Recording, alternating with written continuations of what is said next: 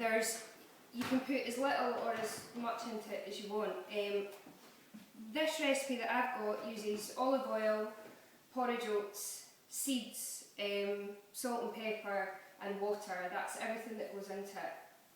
The hardest part about making oatcakes is cooking it, because we make the mix, we'll shape it, and then that goes on a tray, and you'll cook it for 20 minutes at 160 on one side, and then you'll take them out and you'll flip them.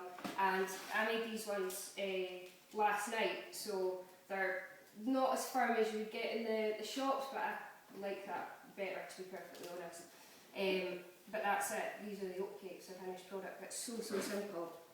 So you've got your porridge oats. And that's just straight out of that packet. That's 280 grams of porridge oats, this one here. You've got 75 mils of olive oil, light olive oil. Lots of recipes use butter, but you don't need to at all. You could use like a low-fat spread, or some maybe a dairy-free alternative for it as well. It's just as long as it's got a little bit in it. Seeds in there. You mix it. You start to mix it. I'll put a little bit of pepper into it. The recipe that I use to make those ones, I put the exact quantity of salt. They're a little bit salty, so I'm going to put less salt in this mix. So when you guys get the recipe, I'll reduce the salt content down in it, because it's just a little bit, it's nice enough, but it's just a little bit too much for me. Water to bind it. You have to add this a little bit at a time, because you don't want the mix to be really sticky. You'd never be able to roll it out or hot roll it water, up. Suzi? Pardon? Hot water. This is boiling water. Boiling water. It's just so the oats start to swell a little bit and stick together. So you see it's starting to come together, but it's not quite. It's not quite a dough.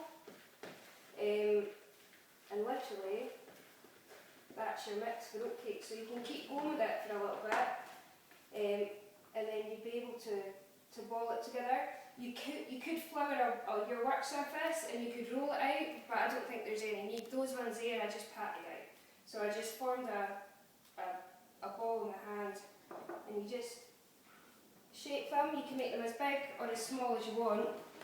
Those ones are a little bit bigger, but How long will they keep for, like in a Tupperware? they'll keep airtight. You could keep them for a couple of weeks. Yeah. Because there's nothing in this that's going to go, you know, your porridge oats and stuff you can keep forever. But I would keep a couple of weeks in an airtight container, but you'll be able to tell with they're never going to go Like rock biscuits solid. go soft, Yeah, okay. they will be a wee bit soft anyway, but they would keep for a good couple of weeks airtight. But that's your mix. So you cook it 20 minutes on one side, and you'll see it. The one side will start to get crispy. And that will be really hard, and when you flip it over it will still feel spongy, so you just flip them over and whack them back in the oven and just keep a wee eye on them. They don't take long, the cooking process is the longest part, but that's it, that's oatcakes, so easy.